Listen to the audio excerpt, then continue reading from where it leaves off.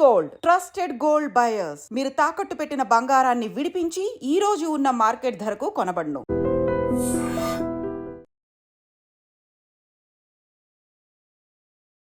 నమస్కారం, welcome to I dream. ధర్మ మార్గం విత్ విజిత కార్యక్రమానికి స్వాగతం.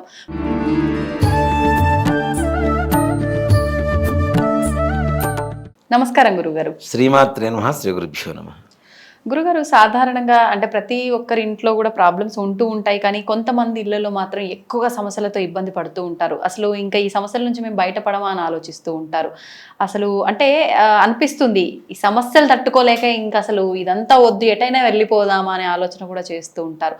అసలు ఇలాంటి సమస్యల నుంచి బయట పడలేకపోవడానికి, ఇలాంటి సమస్యలు రావడానికి ఏదైనా దోషాలు ఇలాంటివి ఉంటుంటాయి కదా, అవేమైనా కారణమై ఉంటాయా? ఏం దోషాలు ఉండుంటాయి అంటారు? తప్పనిసరిగా అమ్మా. ముఖ్యంగా ఇప్పుడున్నటువంటి రోజుల్లో అతిపెద్ద సమస్యలు వివాహం, వైవాహిక జీవితం, దాంపత్య జీవితం, సంతానం, ఆరోగ్యవంతమైన సంతానం, సద్బుద్ధి కలిగినటువంటి సంతానం, దీంతోపాటు విద్య, చదివిన చదువుకు తగిన గుర్తింపు తగినటువంటి ఉద్యోగం, వ్యాపారం, వృత్తి, దీంతోపాటు ఆరోగ్యమే మహాభాగ్యం. ఆరోగ్యం ఇక్కడ కొన్ని సమస్యలు తీసుకుంటేనన్న ఆరోగ్యంతో బాధపడేటువంటి వాళ్ళు కొంతమంది ఉంటారు. అది ఎట్లా అంటే పీక్ స్టేజ్కి వెళ్ళేంత వరకు కూడా మనకు తెలియదు. ఉన్నట్టుండి ఇప్పుడు చాలా మందిని చూస్తుంటాం మనం. మన ఎవరో పిల్లవాడు డ్యాన్స్ వేస్తూ కింద పడిపోయాడు, హార్ట్ అటాక్. వయసుతో సంబంధం లేదు. ఇప్పుడు 4 ఏళ్ల వాళ్ళకి షుగర్లు వస్తున్నాయి, 5 ఏళ్ల వాళ్ళకి షుగర్ వస్తుంది. అవునా? అసలు పూర్వకాలంలో షుగరు అంటే మధుమేహం అంటారు దాని సంస్కృతంలో. మధుమేహం రావడం అనేటువంటిది ఇప్పుడు దాదాపు 55 ఏళ్ళు 60 ఏళ్ల తర్వాత అప్పుడు వచ్చేది, ఓల్డ్ ఏజ్ లో. ఇప్పుడు ఏంటి, పుట్టుకతోనే షుగర్తో పుడుతున్నారు. పుట్టుకతో హార్ట్ ప్రాబ్లమ్స్, హార్ట్లో హోల్ ఉండటం, ఇవి ఎక్కువగా జరుగుతున్నాయి. ఇవి కూడా పెద్ద సమస్యలే. అసలు ఇట్లాంటి వాటికి ఎలాంటి దోషాలు ఉంటాయి, ఎందువల్ల వస్తుంటాయి అనేటువంటి విషయానికి వస్తేనన్నా, మొట్టమొదటిగా అతి ఘోరంగా భయంకరమైనటువంటి దోషం స్త్రీ శాపం అని చెప్తాం. స్త్రీ శాపం. ఈ స్త్రీ శాపం ఎలా వస్తుంది అంటే, మన పూర్వీకులు ఉంటారు నాన్న, భార్య బ్రతుకుండగానే ఇంకొక ఆమెని పెళ్లి చేసుకోవటం, మగపిల్లలు పుట్టలేదని ఇంకొక ఆమెని పెళ్లి చేసుకోవటం. అవును, చాలా చాలా సినిమాల్లో కూడా ఇలాంటివి చూపించేవారు. ఇక్కడ దీంట్లో మొన్న మధ్య ఒకటి వచ్చారు నా దగ్గరికి. ఘోరం విషయం ఏంటంటే, ఫస్ట్ ఆవిడికి ఆడపిల్లలు 3 పుట్టారు అని చెప్పి ఇంకో ఆవిడ పెళ్లి చేసుకున్నాడు. ఆవిడ కంటే ఫస్ట్ ఆవిడకి ముందు అబ్బాయి పుట్టాడు. మరి అది కొంచెం వెయిట్ చేస్తే అయిపోయేదిగా కదా, ఓపిక లేకపోవడమే. ఆ తర్వాత ఆవిడకి అబ్బాయి పుట్టాడు, 2వ ఆవిడకి. ఇక్కడ కారణం ఏదైనా ఫస్ట్ ఆవిడ బాధపడుతుందా లేదా? అవునా? ఎంత ఆడవాళ్ళు ఎంత సహనశీలులైనా భూమాతతో పోల్చినా ప్రపంచంలో ఏదైనా పంచుకోగలుగుతారు, కానీ బెడ్ని మాత్రం పంచుకోలేరు. వాస్తవం. అసలు ఏ స్త్రీ కూడా ఒప్పుకోలేదు ఆ విషయాన్ని కదా. ఇలాంటి పాతకాలు చేయటం, అలాగే ఇంట్లో భార్య ఇల్లీగల్ కాంటాక్ట్స్, దానివల్ల కూడా ఇంట్లో ఆడవాళ్ళు, పూర్వకాలంలో పురుషాహంకారం ఎక్కువగా ఉండే, తెలిసేది, ప్రశ్నించేటువంటి ధైర్యం లేక లోపల ఏడుస్తూ బాధపడుతూ, ఇప్పుడు ఆడవాళ్ళు లోపల బాధపడుతూ కూడా వీడు నాశనం అయితే బాగుండు, ఇట్లా ఈ పొర్రపాటును కూడా ఏదైతే అనుకుంటారో అది మనస్ఫూర్తిగా పడేటువంటి బాధ ఏదైతే ఉంటుందో ఆ బాధతోనే అంటారు వాళ్ళు. అంటే ఎంత మంచి వారికైనా ఒకానొక టైంలో అది ఓపిక నశించిపోయి అనేస్తారు. అవును. ఆ పేషెన్సీకి మారిపోయినటువంటి వాళ్ళు కూడా పేషెన్సీ తగ్గిపోతే ఎంత ఘోరమైనటువంటి పాపం అది కదా. అలాగే ఆడపిల్లల్ని ఏడిపించటం, మోసం చేయటం. ఇప్పుడు తక్కువ, పూర్వకాలంలో ప్రేమించడం, మోసం చేయటం, ఇలాంటివి ఎక్కువ. అలాగే అత్తామామలు కోడల్ని బాధ పెట్టడం, ఎట్లా అంటే కొట్టేవాళ్ళు, తిట్టేవాళ్ళు, లోపలికి పడేసి కాళ్ళతో తన్నేవాళ్ళు, కిరోసిన్ పోసి తగలబెట్టేవాళ్ళు, గ్యాస్ తిప్పేసి లైట్లు వెలిగించేసి చంపేసేవాళ్ళు, ఉరి వేసేవాళ్ళు, గొడ్డలతో నరికేవాళ్ళు, బావిలో తోసేవాళ్ళు. మనం 2000 సంవత్సరం వరకు దాదాపుగా వరకట్న వేధింపులు అని చెప్పి మనం చూసాం, పేపర్స్లో చూసాం, న్యూస్లో వినేవాళ్ళం. ఇప్పుడు తగ్గినాయి కొంచెం, అవునా? ఈ వరకట్న వేధింపుల వల్ల అత్తమామలు కోడల్ని పెట్టినటువంటి బాధలు ఏదైతే ఉంటాయో అవి కూడా మహాపాపాలే. అలాగే కొంతమంది కోడళ్ళు, ఇప్పుడు అది రివర్స్ అయింది చాలా చోట్ల. పూర్వకాలంలో అత్తమామల్ని కోడల్ని బాధ పెట్టేవాళ్ళు అత్తమామలు, ఇప్పుడు రివర్స్ అయిపోయి ఇది కూడా పాపమేనా? అత్తమామలు మంచంలో ఉంటే ఒక జైలు పక్షి కంటే దరిద్రంగా చూస్తున్నటువంటి, హీనంగా చూస్తున్నటువంటి రోజులు. కూడి తీసుకెళ్ళి అన్నం ఎట్లా అంటే ఏదో జూలో జంతువుకి, ఖైదీలకి వీళ్ళకి వేస్తుంటారు చూడండి, జంతువులకి జూలో అట్లా తీసుకెళ్ళి ఇట్లా పడేయటం, తినకపోతే తన్నటం. మన మధ్య కొన్ని వీడియోలు చూశాను, మరి నిజంగా అంత ఘోరంగా అలా ప్లేట్లు విసిరేయడం అలా చేస్తే ఎవరికి తినాలనిపించదు కదా. కొట్టడం, అత్తమామల్ని తన్నటం, మొగుడు ఎదురుగానే మామూలుగా మంచిగా దువ్వుతుంటారు, వాళ్ళు పోగానే కాలు పెట్టి భజన మొదలు పెడతారు. ఈ రకమైనటువంటి బాధలు. దీంతో పాటుగా భర్త భార్యని బాధ పెట్టడం, అత్తమామలు కోడల్ని బాధ పెట్టడం, కోడలు అత్తగారిని మామగారిని బాధ పెట్టడం, అలాగే మరిది గారు వదిన్ని బాధ పెట్టడం, ఆడపడుచులు వదిన్ని, వదిన ఆడపడుచుని బాధ పెట్టడం.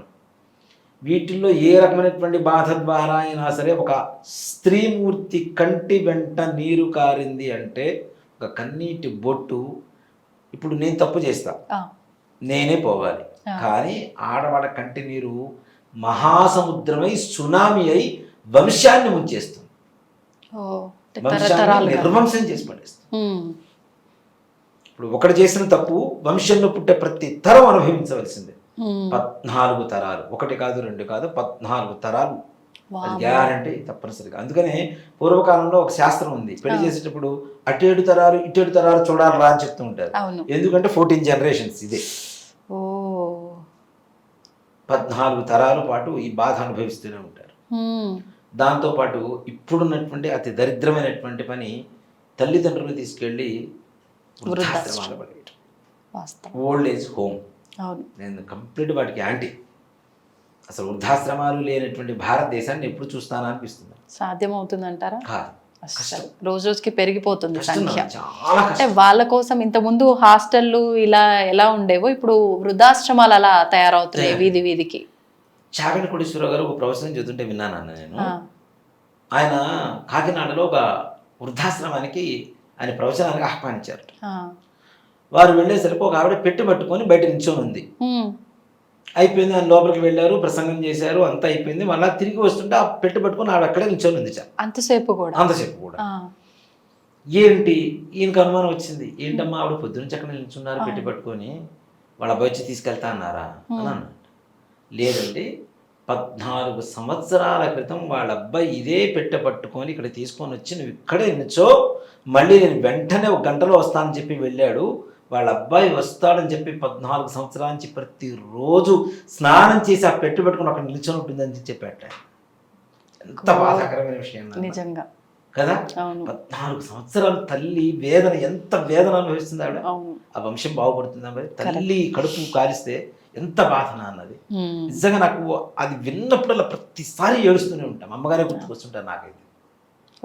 అంత బాధాకరమైనటువంటి పరిస్థితుల్లో వాళ్ళని వదిలేయటం.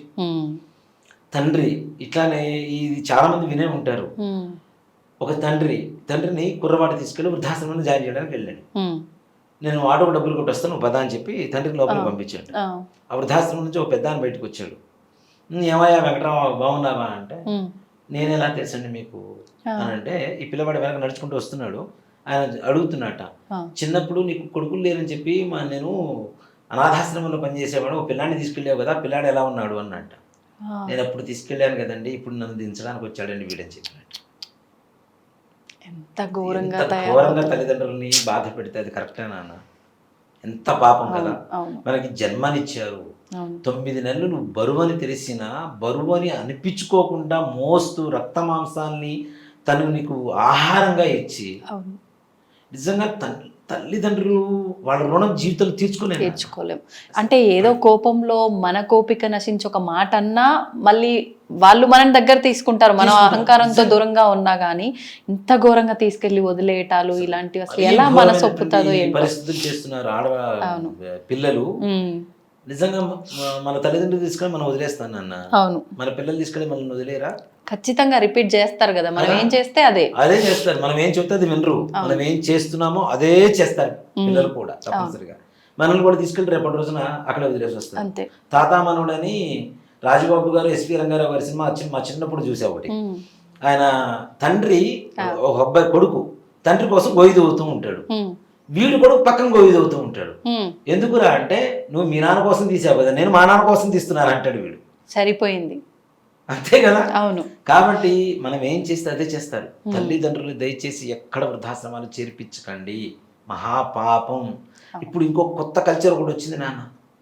ఏంటండి కొత్త కల్చర్? ఏంటంటే అది రిటైర్డ్ హోమ్స్. అది కొంచెం బెటర్గా ఉంది దీనికంటే, వృద్ధాశ్రమాల కంటే కొంచెం బెటర్గా ఉంది. అవును. దేనికంటే రిటైర్డ్ హోమ్స్ అని ఇల్లు కొని పెడుతున్నారు, మొత్తం చుట్టూ సర్వేలెన్స్ కెమెరాలు ఉంటాయి, ఒక అంబులెన్స్ ఉంటుంది, ఒక డాక్టర్ ఉంటాడు, ఫుడ్ ఉంటుంది, ఫుడ్ టైంకి వస్తుంది. ఇప్పుడు అది కూడా భారం అయిపోయింది. ఎందుకంటే ఇంత పెద్ద కొంప కొని పెడతారు ఇల్లు, దాంట్లో ఇద్దరే ఉంటారు. అది ఒక్కరోజు పని మనిషి రాకపోతే క్లీన్ చేసుకోవాలంటే మొత్తం వీళ్ళ పనే కదా, అది కూడా బాధ అవుతుంది. కాబట్టి దానికి కూడా తగ్గట్టుగా. కానీ పాపం వాళ్ళకు ఉండాల్సింది ఆ వయసులో మనవాళ్ళు మనవరాలతో ఆడుకోవడము, మంచిగా ముచ్చట్లు చెప్పేవాళ్ళు, ఇంట్లో వాళ్ళు ఉండడం. కానీ అంత పెద్ద ఇల్లు, ఈ కార్లు, ఇవి తిండి, ఇవి కాదు. ఇద్దరే ఉంటే ఎలా ఉంటుంది నాన్న? అవును, ఇద్దరే. వారి ఒకరి ముఖం ఒకరు చూసుకున్నప్పుడు కొడుకులు పిల్లలు గుర్తుకురారా, మనవాళ్ళు గుర్తుకురారా? గుర్తుకొస్తే కళ్ళలో నీళ్లు తప్పితే ఇంకేమైనా ఉంటాయా వాళ్ళలో? బాధపడతారు. మరి ఆ కన్నీళ్ళ కారణం మనం అవుతున్నప్పుడు మన వంశం ఏం బాగుంటుంది చెప్పండి, అవునా? ఇక్కడ ఇలాంటి పాపాలు చేస్తున్నప్పుడు మనం కాదు, మన తరతరాలు తప్పనిసరిగా దాని దుష్ప్రభావాన్ని అనుభవించి తీరాల్సిందే. దీంతో పాటు ముఖ్యంగా పితృదోషాలు అనేటువంటిది కూడా ఒక ఇది నా కారణం అవుతుంటుంది. ఇవి స్త్రీ శాప కారణాలు అవుతున్నాయి ముఖ్యంగా. దీంతో పాటు పితృదోషం, మన పూర్వీకులు ఎవరైతే 60 సంవత్సరాల కంటే ముందు చనిపోయి ఉంటారో, బిలో 60 ఆడవాళ్ళు చనిపోతే స్త్రీ శాపం అంటాం, ఇందాక చెప్పుకున్న కారణాలతో పాటుగా మగవాళ్ళు చనిపోతే పితృదోషం అంటాం. పితృదోషం 60 లోపల వాళ్ళెవరో చనిపోతే మాకెందుకు వస్తుంది అంటే, మన పూర్వీకులు 60 సంవత్సరాల లోపల చనిపోయినటువంటి వాళ్ళకి ఎక్కడా కూడాను స్వర్గ నరక ప్రాప్తి లేదు అని చెప్పి శాస్త్రం చెప్తాం. మరి ఎటు వెళ్తారు? ఎక్కడ ఉంటారు వీళ్ళు? ఇక్కడ మనం పుట్టినప్పటి నుంచి చచ్చేంత వరకు, చచ్చిన తర్వాత ఏం చేస్తారు? కొడుకు వెళ్ళి కర్మ చేస్తాడు, తడి బట్టలతో కర్మ చేస్తాడు. ఈ తడి బట్టలతో ఎందుకు కర్మ చేస్తాడు? 12 రోజుల పాటు కర్మ చేసేటప్పుడు 36 స్నానాలు చేస్తాడు. 36 స్నానాలు ఎందుకు చేస్తాడు? నువ్వులతో నీళ్లు ఎందుకు వదులుతాం, బియ్యంతో నీళ్లు ఎందుకు వదులుతాం? ఇవన్నీ ఒక విషయానికి వస్తేనన్నా చాలా గొప్ప సబ్జెక్ట్ నాన్న ఇది. నిజంగా ప్రతి ఒక్కళ్ళు చనిపోయిన తర్వాత ఏం జరుగుతుంది, ఏం జరగబోతుంది, చేయడానికి గల కారణాలు ఏంటని చెప్పి తెలుసుకునేటువంటి మంచి విషయం ఇది. ఒక మనిషి చనిపోయిన తర్వాత తల్లో తండ్రో చనిపోయాడు, కర్మ చేసే కర్త ఏం చేస్తాడంటే తడి బట్టలు కట్టుకొని కుండ పట్టుకొని ముందుకు నడుస్తూ ఉంటాడు, అవునా? ఇక్కడికి వెళ్ళిన తర్వాత శ్మశానంలో కట్టెల మీద పడుకోబెట్టిన తర్వాత ఈ తలకొరివి పెడతాం కదా, తలకరువి పెట్టగానే దాంట్లో ఉండేటువంటి ఆత్మ ఈ కర్మ చేసేటువంటి కుమారుల్లో ఆవాహిస్తుంది ప్రతి ఒక్కరికి. ఇక్కడ వేడికి కాలిపోతున్నటువంటి ఆత్మ ఏదైతే ఉందో అది చల్లగా ఉండడం కోసం వీడు తడి బట్టలు కట్టుకోవాలి. వీడిలోకి వెళ్ళిపోతుంది కదా, అందుకని వీడు తడి బట్టలు కట్టుకొని 12 రోజులు కర్మ చేయాలి. అలాగే 36 స్నానాలు చేయిస్తారు. మన పుట్టమట్టి కానీ చెరువు మట్టి కానీ తీసుకొని నెత్తిన పెట్టుకొని ఒళ్ళంతా రుద్దుకొని స్నానం చేయమని చెప్తారు. ఎందుకు? ఇప్పుడు మనం ఎవరైనా కాలుతున్నప్పుడు మట్టి జరుగుతుంటారు చూడండి, ఆరిపోవడానికి, అవునా? అంటే తాపం తగ్గుతుంది, తాపోపశమనార్థం అని చెప్పి చెప్తారు. తాప ఉపశమనార్థం. నీళ్ళు వదులుతాం, అది కూడా తాప ఉపశమనానికి. ఇవన్నీ చేసిన తర్వాత సపిండీకరణ అని చెప్పి పిండాలు చేస్తారు నాన్న. పెద్దల్లో కలపడం అంటారు చాలా మంది, కానీ దాన్ని సపిండీకరణం అంటారు.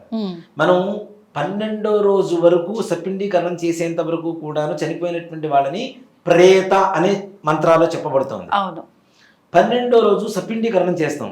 ఇప్పుడు మా నాన్నగారు ఉన్నారు. ఉమ్, మా నాన్నగారు చనిపోయినప్పుడు మా నాన్నగారిని నేను సపిండీకరణ చేయాలంటే మా తాతగారు ముత్తాతగారు ఉమ్, 3 తరాల వాళ్ళు వెనకటి వాళ్ళు ఉన్నారు. మా నాన్నగారిని మా తాతగారి స్థానానికి పంపించాలి, ఉమ్, మా తాతగారిని ముత్తాతగారి స్థానానికి పంపించాలి, మా ముత్తాతగారిని వారి నాన్నగారి స్థానానికి పంపించాలి. ఓకే. అలా పంపిస్తే 3 రూపాలు ఉంటాయి. వసు, రుద్ర, ఆదిత్య రూపాలని 3 రూపాలు ఉంటాయి. ఆ, వసు అంటే తండ్రి, ఉమ్, రుద్ర రూపం అంటే తాతగారు, తాతగారు. ఆదిత్య రూపం అంటే ముత్తాతగారు. ఓకే.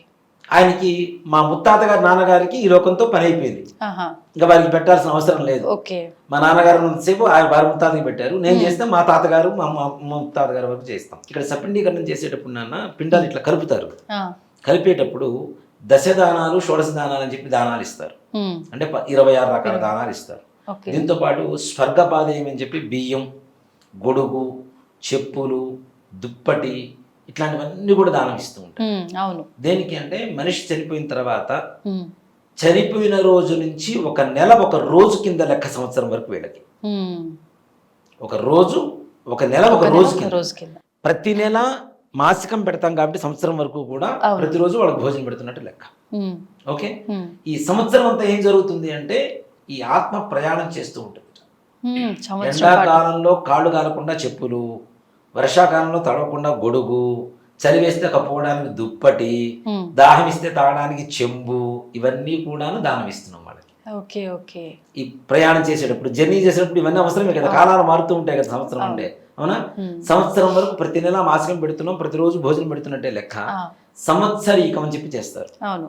చనిపోయిన సంవత్సరీకానికి. ఉమ్, సంవత్సరీ విముఖం, ఆత్మకి ఈ లోకానికి బంధం తెగిపోవడం. ఆ రోజుతో. విముఖము అంటే విడిపోవటం అని అర్థం. ఉమ్, ప్రయాణం చేసింది, సంవత్సరీకం అయిపోయింది. సంవత్సరీకం అయిపోయిన తర్వాత ఈ ఆత్మ వాళ్ళు చేసినటువంటి పాపపుణ్యాల ఫలితం వల్ల ఒక స్థానానికి పొందుతారు. ఉమ్, అక్కడ సంవత్సరం 1 రోజు కింద లెక్క. అందుకనే ప్రతి సంవత్సరం తద్దెనం పెడతాం. అవును, అంటే ప్రతిరోజు వాళ్ళకి భోజనం పెడుతున్నట్టు లెక్క. పెడుతున్నట్టే. మరి పెడుతున్నాం కదా, అన్ని అయిపోయినాయి, బాగానే ఉన్నాయి కదా. కానీ మనం పెట్టింది వాళ్ళకి ఎలా అసలు అంటే చేరుతుంది? ఇప్పుడు దేవుళ్ళు అని అంటే వాళ్ళు వాళ్ళ కంటి చూపుతోటే దాన్ని ఆరగిస్తారు అంటారు. కదా. మరి వీళ్ళు అదే చెప్తానన్న, ఇక్కడ వికిర పిండం అని చెప్పి కాకి పిండం పెడతారు. ఆ, ఆ కాకి రూపంలో వాళ్ళు వచ్చి తిని పెడతారు. ఓకే. అందుకని తద్దెనం పెట్టే ఇంట్లో తోరణం కట్టరు, ఉమ్, దేవుడికి పూజ చెయ్యరు. ఆ, ప్లస్ ఇంకోటి ఏంటంటే తద్దెనం పెట్టేంత వరకు ఎవరికి ఏ దాన ధర్మాలు చేయరు. ఉమ్, ఏ రూపంలో అయినా సరే వచ్చి తీసుకుని వెళ్ళిపోతారు దానం. ఉమ్, మనం పెట్టే తద్దెనం వేస్ట్ అవుతుంది అని ఓకే. ఓకే. ఈ తద్దెనం పెట్టేంత వరకు దాన ధర్మాలు చేయరు. ఆ. మన పిండ ప్రదానంలో మాత్రమే చేస్తారు, ఓకే. ఆ సమయంలో మాత్రమే. ఉమ్, ఇక్కడ పిండం పెట్టేసాం. పిండం పెట్టినప్పుడు కూడా ఏంటంటే ఉమ్, మా ఎవరైతే కర్త ఉంటాడో, ఉమ్, కర్మ చేసే కర్త, ఆ కర్త పైన ఉత్తరాయాన్ని ఒక పోగు తీసి ఉమ్. పిండం మీద వేస్తారు. ఎందుకని? ఇది నాది, ఉమ్, నేను ఇస్తున్నాను నా తండ్రికి, నా తల్లికి, ఓ, ఇది నా తండ్రి, ఇది తప్పనిసరిగా ఆయన స్వీకరిస్తున్నాడు అని చెప్పడం కోసం ఇస్తారు వస్త్రాన్ని. ఉమ్, అయిపోయింది. ఇవన్నీ పెడుతున్నప్పుడు వాళ్ళకి చెందుతున్నాయి, వాళ్ళకి సంతోషపడుతున్నారు కదా. అవును. కానీ 60 సంవత్సరాల లోపల చనిపోయిన వాళ్ళకి ఇవి అందవు, వాళ్ళు స్వర్గ నరక ప్రాప్తి కలగదు. ఎక్కడుంటారు అనేటువంటి ఒక సమస్యకు వస్తే విశ్వామిత్రుడు త్రిశంకుడు అనేటువంటి మహారాజుని బొందితో స్వర్గానికి పంపిస్తాడు. నీకు ఇక్కడ స్థానం లేదురా పని బయటికి పంపిస్తాడు. అక్కడి నుంచి నరకానికి వెళ్తాడు, అవును. అక్కడ కూడా స్థానం లేదని బయటికి పంపిస్తారు. అక్కడి నుంచి నరక దూతలు కిందకి నెడుతూ ఉంటే త్రిశంకుడు ఇలా కిందకి దిగుతూ ఉంటాడు రివర్స్లో. ఉమ్, విశ్వామిత్రుడు అరే నేను పంపించిన వాళ్ళకి స్వర్గం ఉండదా నరకం ఉండదా అని చెప్పి ఆయనకి మధ్యలోనే త్రిశంక స్వర్గాన్ని సృష్టిస్తాడు విశ్వామిత్రుడు. ఓకే. ఆయన ఆకాశం నుంచి రివర్స్లో పడుతున్నాడు కదా, అవును. ఈ స్వర్గం కూడా రివర్స్లోనే ఉంటుంది. ఉమ్, భూమికి ఆకాశానికి వేలాడే వాళ్ళని ఏమంటాం మనం? పిశాచాలు అంటాం. అవును. ఇందాక ప్రేత రూపం అని చెప్పా. మరి ఆ ప్రేత రూపం పోకపోతే మనం పెట్టేటువంటి తద్దినాలు దినాలు ఎక్కడ అందుతాయి వాళ్ళకి? అవును, అందట్లేదు కదా. ఈ త్రిశంక స్వర్గంలో నివాసం ఉంటారట వీళ్ళందరూ కూడా. వీళ్ళందరికీ ఏంటి, మనం పెడుతున్న తద్దినం అందదు, దినం అందదు, ఏమీ అందవు. వాళ్ళు అసంతృప్తికరంగా వాళ్ళ ఆత్మ ఘోష ఉంటుంది, అదే పితృదోషం అని చెప్తారు. కానీ ఇక్కడ మనం చేసిన తప్పైతే ఏమీ లేదు కదా. అదేనా, ఆ, ఈ 60 సంవత్సరాల లోపల చనిపోయినటువంటి వాళ్ళకి కొన్ని నివారణలు ఉంటాయి. అవి చెయ్యకుండా మనం ఉండడం కూడా తప్పే, ఉమ్, మనకి తెలిసిన తర్వాత కూడా. ఓకే. ఇంట్లోంచి కొంతమంది చెప్పకుండా వెళ్ళిపోతారు నాన్న. అవును, అవును. 14 years అయిపోతే ఇంట్లోంచి వెళ్ళిపోయిన తర్వాత వాడు కనపడకపోతే వాడు కర్మ చేయాలి. వాడు బతికున్నా సరే బతుకున్నాడో లేదు మనకు కనపడలేదు, క్లారిటీ లేదు. కర్మ చేయవలసిందే తప్పనిసరిగా. ఉమ్, తప్పనిసరిగా మరి చితి పెట్టవలసిందే. ఓ బియ్య పిండితో బొమ్మ తయారు చేసి ప్రేతాత్మ ఆవాహన చేసి దాన్ని తీసుకెళ్లి చితి దహనం చేయాల్సిందే, కర్మ చేయవలసిందే. ఉమ్, ఇవి ఎవరైనా చేస్తున్నారా? చేయట్లే.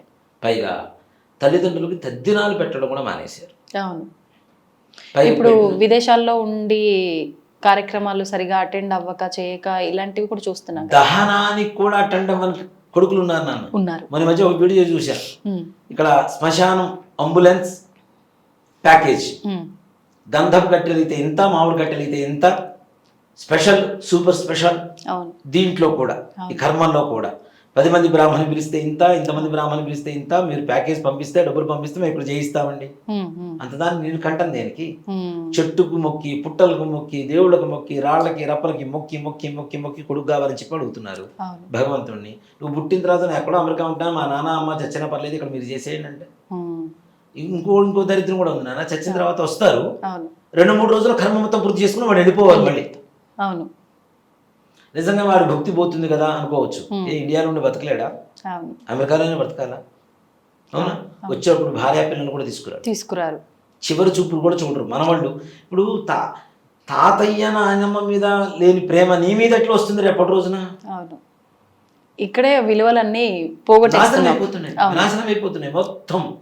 అంటే ఇక్కడ ఆర్థిక సంబంధాలు పోయి కేవలం ఆర్థిక సంబంధాలు మాత్రమే మిగులుతున్నాయి. వాస్తవం. వేరే సంబంధాలు లేవు. అవును. దీంతో పాటు తద్దినాలు పెట్టకపోవటం, ఇవన్నీ కూడా ఏవైతే ఉంటాయో ఇవన్నీ కూడా పితృదోషాలు మనం మూట కట్టుకుంటుంటున్నట్టే లెక్క. మరి ఎలా విముక్తి వీటి నుంచి బయటపడాలంటే? వీటికి నాన్న ముఖ్యంగా గోకర్ణంలో మోక్షనారాయణ బలి అని చెప్పి ఒకటి ఉంటుంది. ఇది చాలా మంది దీన్ని కూడా వక్రీకరిస్తున్నారు. మోక్షనారాయణ బలి గోకర్ణంలోనే చేయాలా, ఇంకెక్కడైనా చేయొచ్చు కదా, అక్కడ చేయొచ్చు ఇక్కడ చేయొచ్చు అని. ఇప్పుడు మీ ఇంటికి వచ్చి మిమ్మల్ని పిలిస్తే మీరు వస్తారు, కానీ మీరు రోడ్డు మీద కనపడి రాండి అంటే వస్తారా? రారుగా. ఎంత ఆత్మీయులైనా రారుగా. అవునా? పిలిచే పిలుపు విధానం అనేది కరెక్ట్గా ఉండాలిగా, ప్రాపర్గా ఒక సిస్టమ్ అనేది ఉంది కదా. కదా ఇక్కడ గోకర్ణంలో ఉన్నది శివుడి ఆత్మలింగం. రావణాసురుడు భూమి మీదకి తీసుకొచ్చినటువంటి ఆత్మలింగం ఏదైతే ఉంటుందో, ఆయన తల్లి కూర్చొని సముద్రం ఒడ్డున కూర్చొని ఇసుకతో పూజ చేస్తూ ఉంటే సముద్రుడు వచ్చి లింగాన్ని తీసుకొని వెళ్తున్నాడు. ఆ సమయంలో తల్లి అడిగింది, నాకు ఆత్మలింగం కావాలి పరమేశ్వరుడు అని.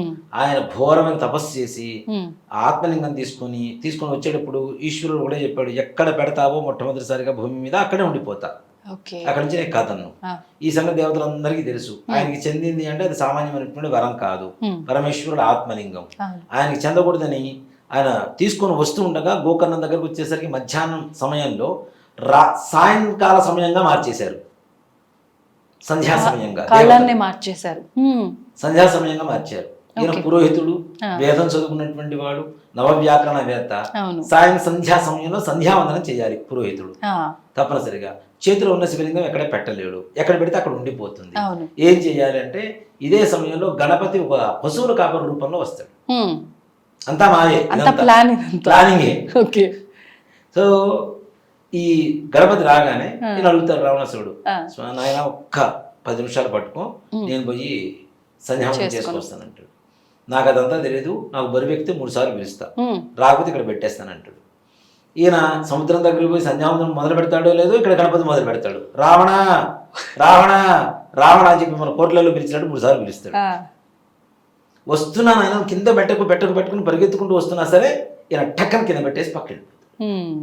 ఇక్కడ గోకర్ణంలో గణపతి టెంపుల్ ఉంటుంది నాన్న. గణపతి విగ్రహానికి ఇక్కడ పెద్ద హోల్ ఉంటుంది. ఎందుకని? రావణాసురుడు ఈ శివలింగాన్ని భూమి మీద పెట్టాడని చెప్పి వినాయకుడు నెత్తిన మొట్టికాయ వేశాట. ఆ మొట్టికాయ ఇప్పటికీ అక్కడ హోల్ ఉండిపోతుంది గణపతికి. 2 చేతులతో ఉండేటువంటి గణపతి మన ప్రపంచంలో ఎక్కడా చూడం, ఒక గోకర్ణంలో చూస్తాం. 2 చేతులతో ద్విభుజం, ఆయన 2 చేతులతోనే ఉంటాడు, 2 హస్తాలతోనే. అక్కడ అది గణపతి, అక్కడ ఆత్మలింగం పెట్టారు. దానికి మనం ఏం చెబుతున్నాం? ఆత్మఘోష అని చెప్తున్నాం. ఆత్మఘోష నివారణ కలగాలి అంటే ఆత్మలింగం ఉన్న చోటనే పెట్టాలి కదా తప్పనిసరిగా. పరమేశ్వరుడికి పితృకార్యాలకి చాలా దగ్గర సంబంధం ఉంటుంది. శ్మశానంలో ఇంకే దేవతల విగ్రహాలైనా ఉంటాయా? కేవలం శివుడి విగ్రహం మాత్రమే ఉంటుంది. కొన్ని చోట్ల శివాలయాలు కూడా ఉన్నాయి, ఆలయాలు కూడా. లోపల శివలింగం పెట్టేసి చక్కగా ఇది పెట్టిన వాళ్ళు కూడా చాలా చోట్ల ఉంటాయి. ఎందుకంటే మనం అంతకుముందు కూడా చెప్పుకున్నాం, పరమేశ్వరుడు శ్మశానంలో ఎందుకు ఉండాలి అవును కదా. అవును పుట్టినప్పటి నుంచి మన వాళ్ళు ఓ ఏమో నాదంటాడు, నీదంటాడు, అదంటాడు, ఇదంటాడు, ఇంత సంపాదిస్తాను, అంత సంపాదించాను, నేను అధికారిని అంటాడు, నేను గాయకుడిని అంటాడు, నాకు సంగీతం వచ్చి అంటాడు, అదంటాడు, ఇదంటాడు, మొత్తం చివరికి వచ్చేసరికి ఒంటరిగా మిగిలిపోతాడు శ్మశానంలో. అవును వీళ్ళందరూ వెళ్ళిపోయినా నేను నీకు తోడున్నాను రా అని చెప్పడం కోసం శ్మశానంలో ఆయనకు ఉండి ఆత్మ ఘోష కలుగుతుంటే ఒడిలో పడుకోబెట్టి ఓదారుస్తూ ఉంటాడు శివుడు. అందుకుంటాడు పరమేశ్వరుడు కదా. మరి ఎక్కడ శివుడు ఉంటే అక్కడ శ్మశానం అని చెప్పొచ్చు దాన్ని. దేనికంటే కాశీలో కూడాను మహాశ్మశానే అని చెప్తారు సంకల్పం కూడా కదా.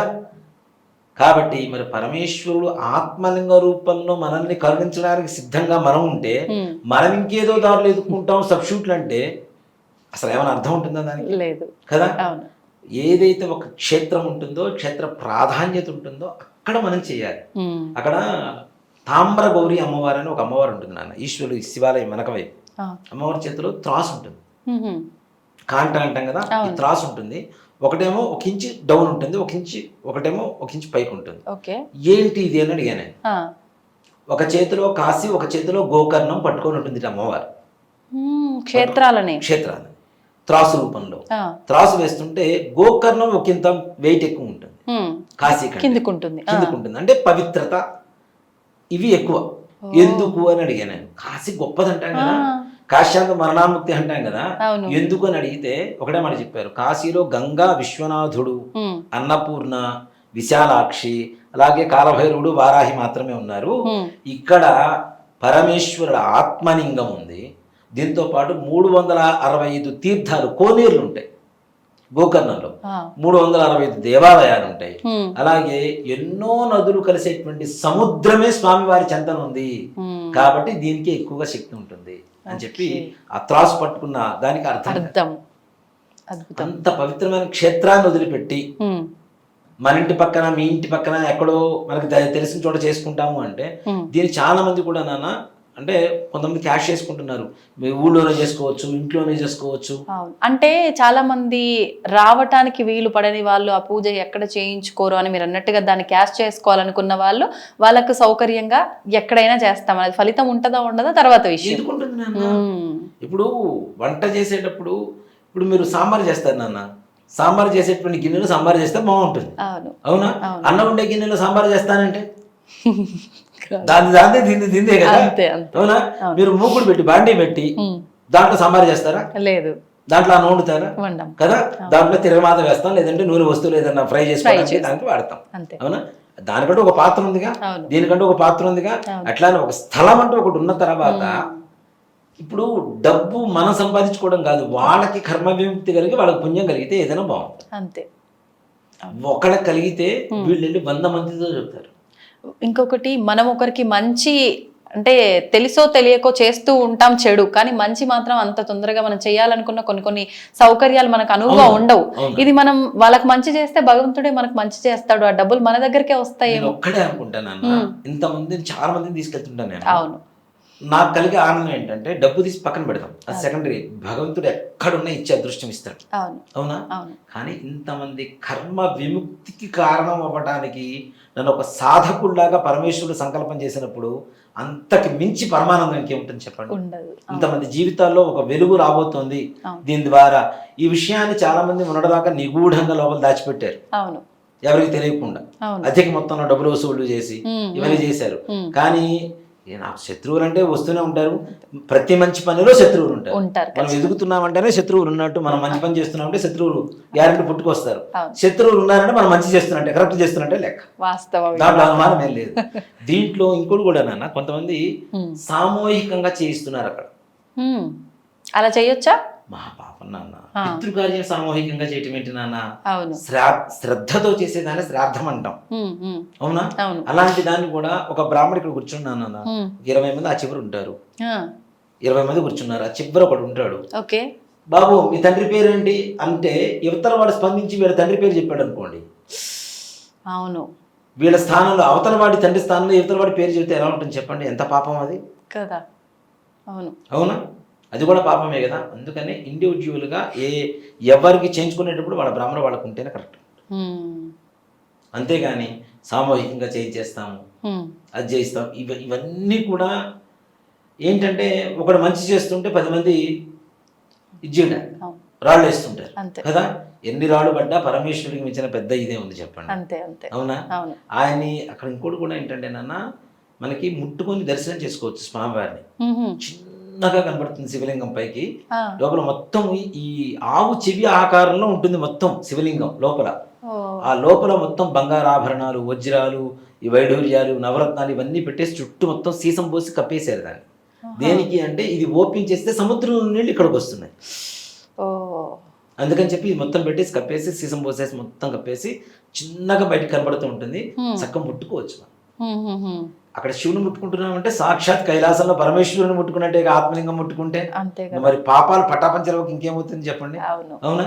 అందుకనే ఆ క్షేత్రంలోనే మోక్షనారాయణ బలి అనేటువంటి పూజా కార్యక్రమాన్ని చేయిస్తే చాలా మంచిది.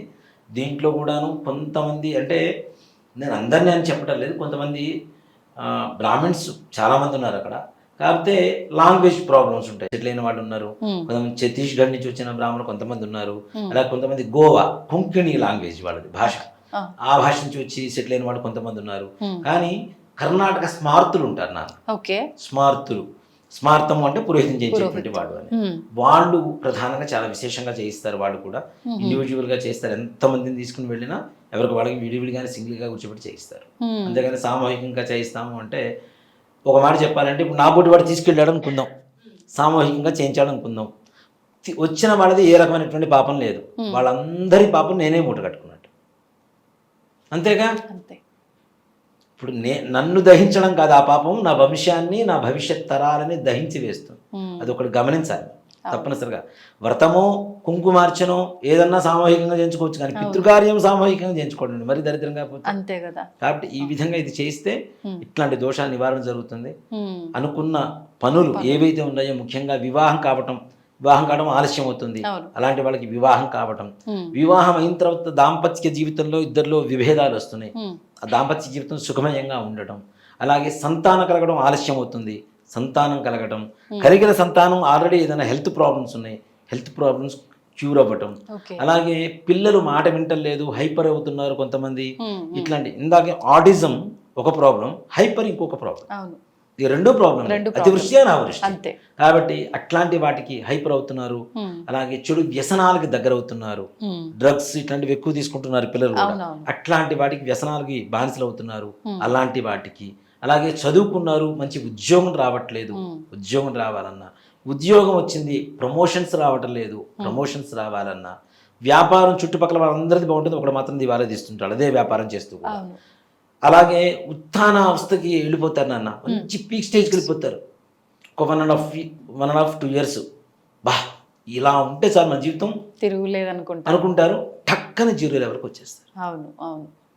ఇక్కడ ఈ ప్రయాణంలో 99% మాత్రమే రీచ్ అవుతుంటాడు ఈ పర్సన్, 100% అందరిని ద్రాక్షాలా ఊరిస్తూ ఉంటుంది.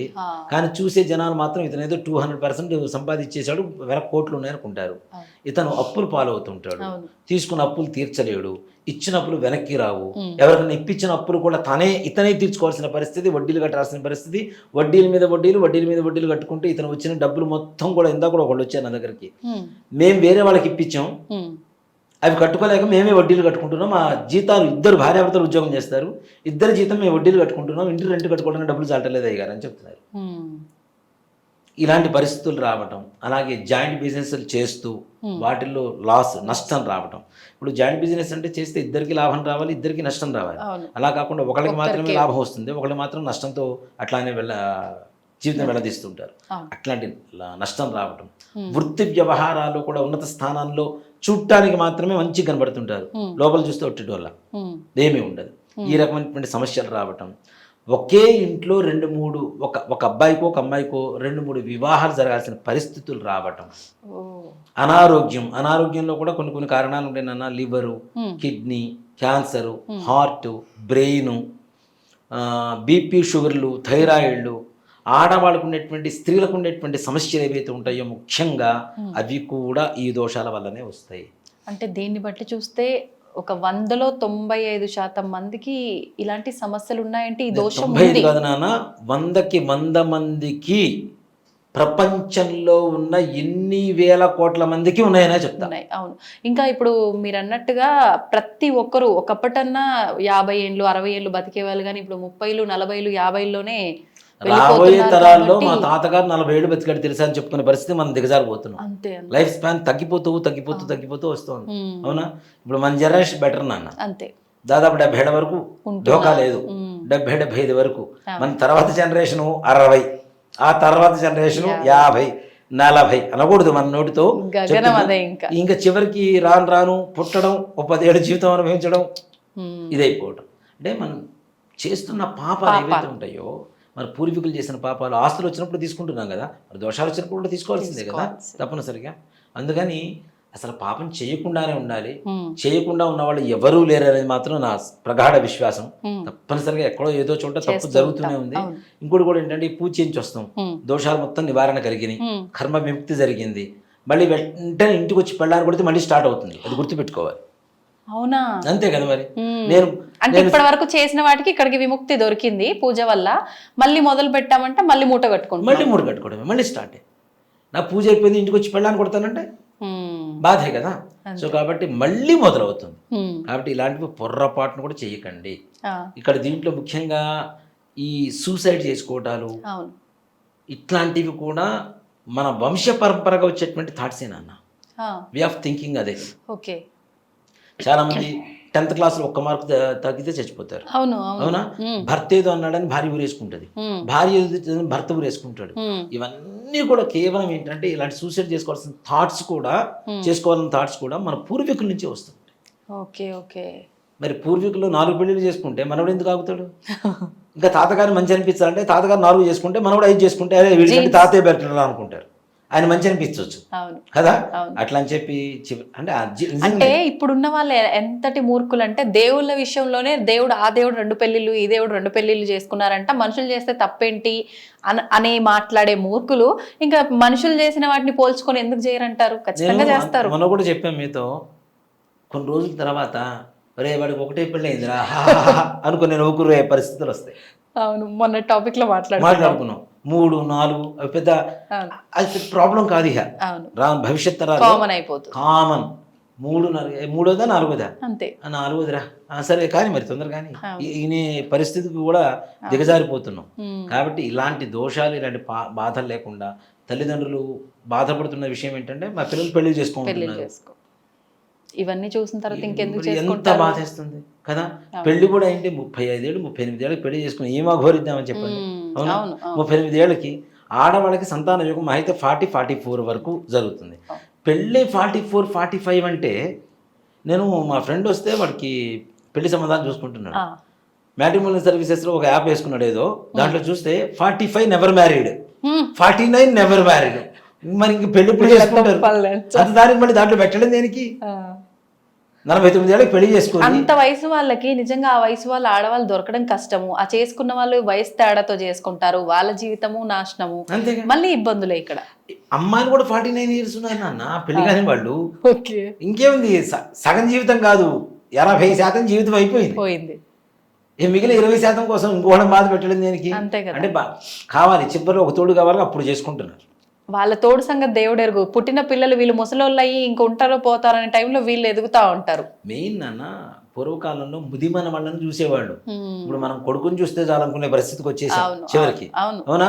కొడుకు 10 ఏళ్ళు వచ్చేసరికి తండ్రి పోతే ఇంకేముంది, అదే కదా, వాళ్ళ పాలన ఎక్కడ చూసుకుంటారు.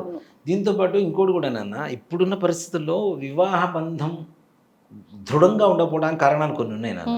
ఇది నేను చూసినటువంటి, నా రీసెర్చ్లో నాకు తెలిసినటువంటి విషయాలు. 40 ఏళ్ళు 35 ఏళ్ళు 36 ఏళ్ళు 18 ఏళ్ళకి పెళ్లి చేయమని చెబుతున్నాం. 36 ఏళ్ళు అంటే డబల్. ఇంకో 18 ఏళ్ళు వీళ్ళు ఫ్రీ లైఫ్కి అలవాటు పడిపోయి 36 ఏళ్ళు ఎప్పుడు పెళ్లి చేసి ఒక బంధంలో ఇరుక్కుపోమంటే ఎక్కడ ఇరుక్కుపోతారు నాన్న? అడ్జస్ట్ అవ్వలేరు. దాంతోపాటు ఇంకోటి ఏంటంటే, 36 ఏళ్ల వరకు తల్లిదండ్రులతోనే ఉండి వీళ్ళతో ఎఫెక్షన్ ఎక్కువైపోయి ఉన్నట్టుండి వేరే ఫ్యామిలీలో ఇమిడిపోవాలంటే ఇమిట్టల్లా. పైగా ఇక్కడి నుంచి తల్లిదండ్రులు ఫోన్ చేస్తుంటారు చూడండి, అమెరికాలో ఉన్న వాళ్ళకి, వేరే ఊళ్ళలో ఉన్న వాళ్ళకి, ఏం కూర చేసావు, ఏం పప్పు చేసావు, ఏం పచ్చడి చేసావు, ఎందుకు పోపు వేసావు, ఎంత పోపు వేసావు, ఇది ఎందుకు చేసావు, అదెందుకు చేసావు, ఆ చీర ఇంతలోనే ఎందుకు కొంటున్నావు, ఈ నగలు ఇట్లా కొనాల్సింది కదా. పెళ్లి చేసి పంపించిన తర్వాత నీకేం పని, నీ అత్తమావ నేను ఇట్లా అని మాట్లాడుంటే కరెక్ట్గా ఉండే, నువ్వు మాత్రం అన్ని అడ్జస్ట్ అయి ఉంటావు, నీ కూతురు మాత్రం అడ్జస్ట్ అవ్వకూడదు. మన మధ్య ఒక ఆమె చెబుతుంది నాతో, వాళ్ళ అమ్మాయికి ఒక మాట చెప్పింది, ఏమని అంటే, నాన్న పెళ్లి చేసుకో, కంటే పిల్లలు గాను, నీకు నచ్చలేదు అనుకో వచ్చేసే మనతో పాటు ఉండు కానీ. అది ఎంత దరిద్రమైన మాట నాన్న అసలు. అదే కదా, సొంత తల్లి కూతురుకు చెప్తున్న మాట ఇది. చాలా సింపుల్ అయిపోయింది లైఫ్. మరి ఎంత దరిద్రం అయిపోయింది. ఇప్పుడు ఎప్పుడైతే తల్లిదండ్రులు ఇన్వాల్వ్ అవ్వకుండా ఉంటారో ఫ్యామిలీ లైఫ్లో, ఒక అమ్మాయిని ఇచ్చి పెళ్లి చేసిన తర్వాత కొట్టుకుంటారు, తిట్టుకుంటారు, వాళ్ళిద్దరే కలిసి ఉంటారు తర్వాత రోజు. అవునా? అలా అని చెప్పి నిన్ను మీ అత్తగారు కొట్టింది కదా అని చెప్పి తీసుకొచ్చినట్టు ఇది ఇవాళ రోజు నీ కూతురు లేదుగా నీకు. అవును, నువ్వు మాత్రం అడ్జస్ట్ అయ్యావు, నీ కూతురు మాత్రం అడ్జస్ట్ అవ్వకూడదు, అస్సలు వద్దు. ఇక్కడ మగపిల్లలు కూడా పుట్టకుండా పోతున్నారు నాన్న రాను రాను. అది కూడా పితృదోష కారణాలే అవుతున్నాయి. వంశం లేదు కదా, నెక్స్ట్ స్టెప్ లేదు కదా, ఇంకెవరు ఉండరు కదా, ఇంటి పేరు ఆగిపోతుంది కదా. అది కూడా నిర్వంశం అయిపోవటం కూడా పితృదోష కారకమే అని చెప్తా, స్త్రీ శాపకారకమే అని చెప్తా. ఆడవాళ్ళకు ఉండేటువంటి హెల్త్ ప్రాబ్లమ్స్, ఎక్కువ స్ట్రెస్ తీసుకుంటున్నారు, సెన్సిటివిటీ పెరిగిపోతుంది, ఎమోషనల్గా అయిపోతున్నారు. ఎప్పుడు ఏ క్షణాన ఏ ఎమోషన్ క్యారీ అవుతుందో చెప్పడం కష్టం. కోపం, బాధ, సంతోషం, ప్రేమ, జాలి, దయ, ద్వేషం అన్నీ ఎక్స్ట్రీమ్ లెవెలే. అన్లిమిటెడ్. అంతే కదా, నవ్వుతూ ఉంటారు, పెళ్ళమని బిగుతుంటారు. అరే కొట్టారు కానీ దూరంగా ఉంటే మళ్ళీ దగ్గర పట్టుకొని ప్రేమగా చూస్తారు. ఎన్ని రకాల ఎమోషన్స్ని, ఇన్ని ఎమోషన్స్ తల్లిదండ్రులు క్యారీ చేశారు. ఇదే మెంటాలిటీ భర్త దగ్గర చూపిస్తా అంటే వాడు ఎందుకు ఇది అవుతాడు, కన్విన్స్ అవుతాడు. అవునా? అబ్బాయిలైనా అంతే, అమ్మాయిలైనా అంతే, దాంట్లో అనుమానం ఏం లేదు. ఒక ఏ వయసులో జరగాల్సింది ఆ వయసులో జరిగితే ముచ్చటగా ఉంటుంది. ఇప్పుడు నాకు 21 సంవత్సరాలు నాకు పెళ్ళింది నాన్న, నా కొడుకులకి 23 ఏళ్ళు 22 ఏళ్ళు. ఇప్పుడు హ్యాపీ. నాకు 50 ఏళ్ళు వచ్చేసరికి 25 ఏళ్ళు వస్తాయి వాళ్ళకి. చూసారా అమ్మ, అందుకే దోస్తుల్లా ఉంటారు ముగ్గురు. వాళ్ళు 50 ఏళ్ళ దగ్గర నుంచి నన్ను చూశారా హ్యాపీ, చూడలేకపోతే ఇంకా నాకు సంపాదించుకునే స్తోమత ఉంటుంది, శక్తి ఉంటుంది భగవంతుడి దయ వల్ల. హాయిగా నా జీవితాన్ని నేను నా భార్య ప్రశాంతంగా గడిపేస్తాను కదా. ఆ ప్లానింగ్ అందుకని పూర్వకాలం అంత బాగుండే. ఇప్పుడు పూర్వకాలంలో తల్లి కూతురు ఒకటేసారి డెలివరీ అయ్యేవాడు, తల్లి అత్త కోడలు అంటే ఒకటేసారి డెలివరీ. మరి 14 మంది 15 మంది. ఇప్పుడు మాత్రం ఒకళ్ళు ఇద్దరు, ఒక్కళ్ళు అనేసరికి అబ్బో చాలు వీడిని చదివిస్తే చాలు. అంటే ఇప్పుడున్న ఖర్చులు కూడా అలానే ఉన్నాయి కాబట్టి ఆలోచించడంలో తప్పు లేదేమో అనిపిస్తుంది. ఖర్చులతో పాటు సంపాదన పెరిగిందా లేదా? పెరిగింది. మరి సంపాదన మార్గాలు పెరిగినాయి, సంపాదన పెరిగింది. ఇప్పుడు అంత దేనికి నాన్న ఎక్కడ సంగతి తీసి పక్కన పెడతాం. మన భాగ్యనగరమే తీసుకుందాం, ఇక్కడ గడ్డెమ్ముకున్నా బతకొచ్చు. ఎలాంటి దౌర్భాగ్యులకైనా భాగ్యనగరమే అంతే తప్పనిసరిగా. ఇక్కడ బతకలేని వాళ్ళు కూడా ఎవరు లేరుగా, అవునా? ఎక్కడెక్కడి నుంచో వచ్చి బతుకుతున్నారు. ప్రతి ఊళ్ళలో కూడా సంపాదన మార్గాలు పెరిగినాయి, ధనం ఆర్జించడం అనేటువంటి విధానాలు పెరిగినాయి. కాబట్టి డబ్బు గురించి మన సంతానాన్ని మనం ఆపుకోవడం కూడా తప్పే. అలాగే గర్భంలో ఉన్నటువంటి శిశువుని అబార్షన్స్ ద్వారా తీసేసి గర్భస్థ శిశు మరణాలు భ్రూణ హత్యలు అంటారు. భ్రూణ హత్య కూడా మహాపాపమే. మేము భోజనం చేసేటప్పుడు కూడా త్రిసుపర్ణం అని చెప్పి ఒక మంత్రాలు ఉంటాయి నాన్న, 3 రకాల మంత్రాలు. దాంట్లో భ్రూణ హత్యాంబ ఏతే ఘ్నంతి, బ్రహ్మ హత్యాంబ ఏతే ఘ్నంతి, వీర హత్యాంబ ఏతే ఘ్నంతి అని వస్తాయి. భ్రూణ హత్య చేసిన పాపం, బ్రహ్మహత్య చేసిన పాపం, వీరుని హత్య చేసిన పాపాలు ఇట్లాంటివేవి మాకు తగలకుండా ఉండాలి స్వామి అని చెప్పి దండం పెట్టుకొని ఆ త్రిసుపర్ణం అనేటువంటి మంత్రాలు చదువుకున్న తర్వాత భోజనం చేస్తాం. మీకంటే అన్ని తెలుసు కాబట్టి మాలాంటి వాళ్ళు మరి అందుకనే ఈ గోకర్ణలో మోక్షనారాయణ బలి చేయించవచ్చు. అంటే ఖచ్చితంగా చేయించుకోవాల్సిందే ప్రతి ఒక్కరు కూడా. ఇప్పుడు మీకు భ్రూణ హత్య అనేటువంటి ఒక సబ్జెక్ట్ మీద ఒక సినిమా కూడా వచ్చింది. అవును, కణం. చదివి ఆ సినిమా చూస్తే తెలుస్తుంది ఎంత పాపమో ఎంత ఘోరమో అని కదా. కాబట్టి ఇలాంటి వాటన్నిటికీ తప్పనిసరిగా మోక్షనారాయణ బలి గోకర్ణంలో శుభం. మీకుండే కర్మ వదిలించడానికి భగవంతుడు సంకల్పం చేస్తున్నాడు. ఆ సంకల్పం మీరు కూడా ఒకసారి చేసుకుంటే ఆయన సిద్ధంగా ఉన్నాడు. కాబట్టి వెళ్ళండి, చక్కగా మోక్షనారాయణ బలి చేయించుకోండి పూజ. అన్ని దోషాలు నివారణ కలిగి సుఖంగా సంతోషంగా భవిష్యత్ తరాలకి బంగారు బాట వేయండి. తప్పకుండా నేను ఈసారి మీతో పాటే వస్తున్నా. తప్పనిసరిగా. మీరు కూడా చెప్పారు కదా వెళ్దామని. అయ్యో తప్పనిసరిగా నాన్న రండి, ఎంతమంది వచ్చినా తీసుకెళ్తాను నేను. నిజంగా అక్కడికి తీసుకెళ్ళడం అనేది నాకు ఆనందదాయకం నాన్న, చాలా హ్యాపీగా ఫీల్ అవుతా. అది బాధ్యత అనేటువంటిది ఒకటి, నాతో పాటు వస్తున్నారు, వీళ్ళకి ఏదో కర్మ తొలగే మార్గం వచ్చింది, భగవంతుడు సంకల్పం చేశాడు కాబట్టి హ్యాపీ. మీకు వచ్చిన పుణ్యంలో మిమ్మల్ని తీసుకెళ్తున్నందుకు ఎంతైనా వస్తుంది నాకు, ఖచ్చితంగా చాలు. నా పితృదేవతలు కూడా ధరిస్తారు దీనివల్ల. నేను కూడా చేయించుకున్నాను అన్న, దానికి నేనే ప్రత్యక్ష నిదర్శనం. ఇంకోళ్ళ సంగతి కూడా చెప్పక్కర్లా. నాకు 2018 వరకు నేను పడ్డ కష్టం ఇదే కష్టం ఉంది. ఇంతకంటే ఎక్కువ కష్టపడేవాడిని, సంపాదన వచ్చేది, ఇల్లు కొందామంటే లేదు, అడ్వాన్స్ ఇవ్వడం క్యాన్సిల్ చేసుకోవడం, అడ్వాన్స్ ఇవ్వడం క్యాన్సిల్ చేసుకోవడం, ₹1,00,000 లాస్ అవ్వడం ప్రతి చోట.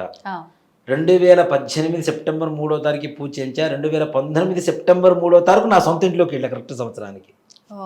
అదే రోజు నా సొంత ఇంట్లోకి వెళ్ళాను, నా డ్రీమ్ హౌస్. నాకు చిన్న ఇల్లు తీసుకోవడం నాకు ఇష్టం ఉండదు, పెద్దది కావాలి. అవును, మీరు ఇంతకుముందు కూడా చెప్పారు నాకు.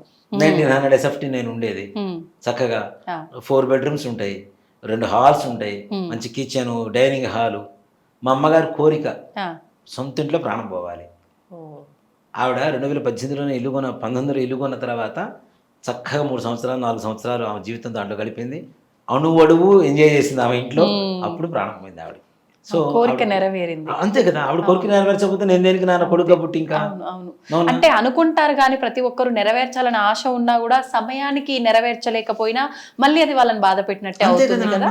అవును, మా చిన్నప్పుడు మమ్మల్ని మా అమ్మగారు ఎంత కష్టపడి పెంచారో నాకు తెలుసు. 5 NP ఉండేది కాదు. ఇదే సుధీర్ శర్మ ప్యాచ్ వేసుకొని నిక్కలు వేసుకొని తిరిగిన రోజులు ఉన్నాయి. దాన్ని చెప్పుకోవడానికి సిగ్గుపడాల్సిన అవసరం లేదు. మా నాన్నగారు ఆశీర్వచనం, వాళ్ళిద్దరు ఆశీర్వచనం లేకపోతే వాటి రోజున ఈ స్థాయిలో ఉండేవాడు కాదు. ఆవిడ ₹5 కూలీ కోసం పనికి వెళ్ళేది, పొలంలో పని చేసింది మా అమ్మగారు మా కోసం. నేనుండే కలర్కి ఇంకా త్రిపుర ఉంటుంది మా అమ్మ. అంత సున్నితంగా ఉండే ఆవిడ నట్ట నడి ఎండలో పొలానికి వెళ్ళి కలుపు తీసి ₹5 కూలీ కోసం పొద్దున్న 8:30కి వెళ్ళి సాయంత్రం వరకు ఉండేది. మా అమ్మగారు మమ్మల్ని చాలా కష్టపడి పెంచింది నాన్న. అలాంటి ఆవిడ కోరిక పుట్టి తీర్చలేకపోతే కొడుకు పుట్టి వృధా కదా. అందుకని ఆవిడ కోసం ఇల్లు కొన్నాను. ఆవిడ చనిపోయిన తర్వాత నేను సంపాదించుకున్న సంపాదనతో ఆవిడ పేరుతో గుడి కట్టడానికి 84 లక్షలు పెట్టి స్థలం కొన్నాను. నా దగ్గర ఉన్న డబ్బులు మొత్తం పోసి ఆమె పేరుతోనే కొన్నా స్థలం కూడా. అంటే ఇల్లు కొనుక్కుంటే నేను అనుభవిస్తాను, నా కొడుకులు అనుభవిస్తారు, నా మనవడు అనుభవిస్తారు. కానీ గుడి కట్టిస్తే తరాల పాటు ఆవిడ పేరు ఉండిపోతుంది కదా. అక్కడికి అడుగు పెట్టే ప్రతి ఒక్క భక్తుడి భక్తి అంతో కొంత మా అమ్మకి వెళ్తూనే ఉంటుంది కాబట్టి ఆవిడ పేరుతో ఏదైనా మంచి కార్యక్రమం చేయాలి. ఆమె కొడుక పుట్టినందుకు, ఆవిడ చనిపోయిన తర్వాత అనిపించిన ఆలోచన నాకు ఇది. ఆమె కొడుక పుట్టినందుకు మన జీవితానికి ఒక సార్థకత ఉండాలి, ఏదైనా మంచి పని చేయాలి, అది తరతరాల పాటు చెప్పుకునే విధంగా ఉండాలి. అప్పుడు నాకు వచ్చిన ఆలోచన ఒక్కటే, ఆమె పేరుతో గుడి కట్టిస్తే చాలా హ్యాపీ, ప్రశాంతంగా. మా అమ్మ ఆవిడ ఏది అడిగినా నేను ఇంతవరకు చేయకుండా ఏది చేయలేదు. ఏ దేశం తిరుగుతాను అంటే దేశాల మీద ఉత్తర భారతదేశం, దక్షిణ భారతదేశం అన్ని యాత్రలు తిరిగి వచ్చింది. కాశీకి 4-5 సార్లు వెళ్ళి వచ్చింది. అక్కడ వెళ్ళినప్పుడల్లా 9 రోజులు 10 రోజులు తప్పనిసరిగా నిద్ర చేసి వచ్చేది. చక్కగా అన్ని సంతోషంగా ఆవిడ నా దగ్గర నుంచి వెళ్ళింది. నిజంగా మాట చెప్పాలంటే నేను ఈ వీడియోలు అవి చేయడం కూడా చూసింది. ఆవిడ కోరిక మామూలుగా ఇంట్లో టీవీలో పెట్టుకొని చూస్తూ ఉంటుంది ఎవరైనా చేసినవి. చేసినప్పుడు నా వీడియోలు పెట్టి చూపిస్తే చాలా ఆనందంగా ఉందాం. అబ్బా నా కొడుకు కదా, ఏమి వాడు వస్తున్నాడు చూడండి అని చెప్పి మా అక్కలకు ఫోన్ చేసి చెప్పడం, అంత హ్యాపీగా వెళ్ళింది ఆమె. అంటే మన కొడుకు పుట్టినందుకు కనీసం సార్థకత ఖచ్చితంగా. అది లేకపోతే కొడుకులు కావాలి కావాలి కావాలి అని చెప్పి కోరుకున్న వాళ్ళకి ఏ రకమైనటువంటి ఇది తీర్చలేము. అంటే ఇవాళ రేపు అంటున్నారు కదా, అంటే కొడుకులు ఉన్నోళ్ళ కన్నా కూతుళ్ళు ఉన్నోళ్ళే నయము, అది వేరే ఇంటికి పోయినా వీళ్ళ గురించి ఆలోచిస్తుంది, కానీ కొడుకుండి ఏం లాభం, కొడుతున్నారు తిడుతున్నారు, ఇందాక మనం మాట్లాడుకున్నట్టు తీసుకెళ్ళి ఎక్కడో వదిలేస్తున్నారు, ఇలా అయిపోయింది. అవునా, అంటే కూతుళ్ళు పుట్టడం అనేది అదృష్టం, దాంట్లో అనుమానం లేదు. ఎందుకంటే నాకు కూతుళ్ళు లేరు, నేనేదో చాలా దురదృష్టవంతుడు అనుకుంటా, నేను గ్యారంటీ చాలా దురదృష్టవంతుడు. ఏ విషయం అంటే నా కూతుళ్ళు లేరు. ఇప్పటికి మా ఆవిడ చెప్పేది అదే, ఎవరైనా చిన్న పిల్లని ఆడపిల్లని తెచ్చుకుని పెంచుకుందాం ఆడపిల్లని. అంటే నాకు ఇంట్లో కాళ్ళకి పట్టీలు పెట్టుకొని చక్కగా లంగావణి వేసుకొని చూస్తూ ఉండాలని ఆనందం. లక్ష్మీదేవి ఇంట్లో అమ్మవారు తిరుగుతుంటుంది, నేను చేసేదేమో అమ్మవారి ఆరాధన, నాకు ఇంట్లో అమ్మవారు లేదని నా బాధ. ఇట్లానే తల్లి కూతుళ్ళ గురించి, అంటే తండ్రి కూతుళ్ళ గురించి ఒక ఇది ఉంది నాన్న. ఒక భార్యాభర్త పెళ్ళైపోయింది. పెళ్ళైపోయిన తర్వాత ఇది వినే ఉంటారు దాదాపుగా. పెళ్ళైపోయిన తర్వాత భార్యాభర్త ఒక షరతు పెట్టుకున్నారు, కండిషన్. నీ తల్లిదండ్రులు వచ్చినా నా తల్లిదండ్రులు వచ్చినా తలుపులు తీయొద్దు, ఇంట్లోకి ఎవరు రావడానికి లేదు, మన ఇద్దరమే సుఖంగా ప్రశాంతంగా ఉందాం అనుకున్నారు. బాగానే ఉంది. కొన్ని రోజుల తర్వాత అబ్బాయి తల్లిదండ్రులు వచ్చారు. తలుపు నాట్ చేస్తున్నారు. వీళ్ళు ఏ మాత్రం కూడా చలనం లేదు. కొట్టారు. ఒక గంట 2 గంటలు చూశారు, వెళ్ళిపోయారు. కొన్ని రోజుల తర్వాత అమ్మాయి తల్లిదండ్రులు వచ్చారు. తలుపు కొడుతున్నారు. ఈ అమ్మాయి లోపల వెక్కి ఏడుస్తోంది. పోయి టక్కన తలుపు తీసింది. భర్త ఏం మాట్లాడడం. కొన్ని రోజుల తర్వాత కొడుకు పుట్టాడు. అయిపోయింది, నామకరణం, బారసాల ఇవన్నీ అయిపోయింది. కూతురు పుట్టింది. ఊరు మొత్తాన్ని పిలిచి బారసాలు చేస్తున్నట్ట సంతోషంగా. భార్య అడిగింది, ఎవరు కొడుకు పుడితే ఆనందంగా ఉంటారు, మీరేంటి కూతురు పుడితే ఇంత ఘనంగా బారసాలు చేస్తున్నారంటే, రేపటి రోజున నా కోసం తలుపులు తీయడానికి ఒకటి పుట్టింది కాబట్టి నేను ఇంత బారసాలు చేస్తున్నానని చెప్పారు. సూపర్. ఆడవాళ్ళు అంటే ఆడపిల్లలు పుట్టడం అనేది అదృష్టం ఉండాలి నాన్న. అబద్ధం ఆడితే ఆడపిల్లలు పుట్టరు, అదృష్టం ఉంటేనే ఇంట్లో ఆడపిల్ల పుడుతుంది, లేకపోతే అనుమానమే లేదు దాంట్లో.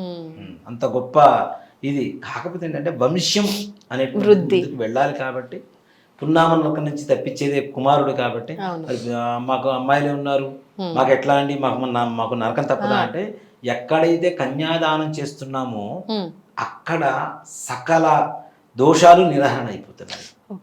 మనం కన్యాదానం చేసేటప్పుడు కూడా సహిరణ్యోదక కన్యాధారం అహంకరిష్య అని చెబుతూ ఉంటాం మనం. అక్కడ త్రిగుణీకృత అగ్నిష్టోమ అతిరాత్ర ఆప్తోర్యామ శాంతపన వాజపేయ పౌండరీక అశ్వమేధాది శతకృతు సంపూర్ణ సకల ఫలావాప్త్యర్థం ఇన్ని యాగాలు చేసిన ఫలితం కన్యాదానం చేస్తూ వస్తుందంటాడు. అలాగే మయా సహా, నాతో సహా, దశపూర్వేషం 10 తరాల కిందట, దశాపరేషం 10 తరాల తర్వాత, మద్వంశ్యానం నా వంశం, మాతృవంశానం నా తల్లిగారి వంశం మేనమామలు, మాతృవంశానం నరకాత్ ఉత్తీర్య శాశ్వత బ్రహ్మలోకే నిత్య నివాస సిద్ధ్యర్థం అని చెప్తాడు.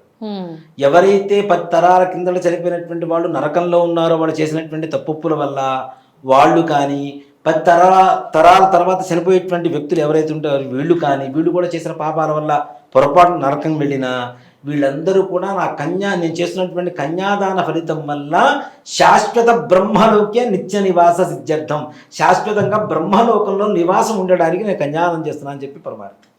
అయితే ఇప్పుడు మీరు చెప్పిన దాన్ని బట్టి పుత్రులు లేకపోయినా కన్యాదానం చేయడం వల్ల ఉన్న దోషాలన్నీ హరించుకుపోతాయి అని చెప్పి, కొన్నిసార్లు దురదృష్టం ఏంటంటే ఇద్దరు కూతుళ్ళే ఉంటారు, కొడుకులు ఉండరు, హస్బెండ్ చనిపోవడం వల్ల సింగిల్గా ఉండటము, కన్యాదానం చేయడానికి కూడా నోచుకోలేని వాళ్ళు ఉంటారు. అటువంటి వాళ్ళ పరిస్థితి ఏంటి? మాట చెప్పాలంటే అలాంటి వాళ్ళు ఉన్నారు, చాలా మంది ఉన్నారు. ఇక్కడ కన్యాదానం చేస్తున్నప్పుడు ఎవరి కన్యను దానం చేస్తున్నాం అనేది కూడా ప్రధానమే. అవును, ఆయన కూతుర్ని ఎవరో దానం చేస్తున్నారు, దానం చేసిన ఫలితం కొంత ఈయనకు వస్తే అసలు దానం చేయడానికి కారణం ఎవరు? వాళ్ళు కదా, వాళ్ళకు కూడా పుణ్యం వస్తుంది తప్పనిసరి. దాంట్లో ఏమాత్రం కూడా సమస్య ఏం లేదు. మంచి ప్రశ్న ఇది, చాలా మందికి ఉండేటువంటి అనుమానం, చాలా మంచి ప్రశ్న ఇది. క్లారిటీ ఏంటంటే, ఎవరికైతే కూతురు పుట్టిన తర్వాత తండ్రి చనిపోయాడో పొరపాటున, ఈ పిల్లకి కన్యాదానం చేసిన ఫలితంలో ఆయనకు కూడా వెళ్తుంది. అందుకని మనం చూడండి, ఎవరైనా చనిపోయిన వెంటనే ఆడపిల్ల పెళ్లి చేస్తాం సంవత్సరం, ఎందుకంటే కన్యాదాన ఫలితం ద్వారా వాళ్ళకి స్వర్గలోక ప్రాప్తి కలుగుతుంది అని చెప్పి శాస్త్రం. చేసిన పాపాలన్నీ కూడా నిరహరణ జరిగి మగపిల్లవాడు పెళ్లి చేయరు, అమ్మాయి పెళ్లి మాత్రమే చేస్తారు. కన్యాదానం చేస్తే ఎన్ని ఫలితాలు ఉంటాయి. అంటే మొత్తానికి మనం పడుతున్న ఈ ఇబ్బందులన్నీ ప్రతి ఒక్కరికి సహజమే అనుకుంటాం, కానీ ఈ ఇబ్బందుల వెనకాల ఇంతటి ఆంతర్యం ఉంది అని చెప్పి నిజంగా నాకు చాలా కళ్ళకు కట్టినట్టుగా అర్థమవుతోంది. ఎవరైనా మన వీడియో చూస్తే కనుక మీరన్నట్టుగా ఈ పూజ చేయించుకొని దాని నుంచి బయటపడితే నిజంగా అంతకు మించిన మంచి పని మన ద్వారా జరిగింది అని అంటే దానికి మించిన సంతోషం ఇంకోటి లేదు. అంటారు కదా, భగవంతుడు ప్రతి చోట ఉండలేక ప్రతి ఇంట్లో ఒక అమ్మని ఉంచుతాడు అని చెప్పి, అలాగా మీ ద్వారా అంతటా ఆయన వచ్చి చేయలేక మీ ద్వారా ఇలాంటి మంచి పని చేయిస్తున్నాడు. నిజంగా చాలా సంతోషం అండి. ధన్యవాదాలు. శ్రీమాత్రే నమః. శ్రీ గురుభ్యో నమః.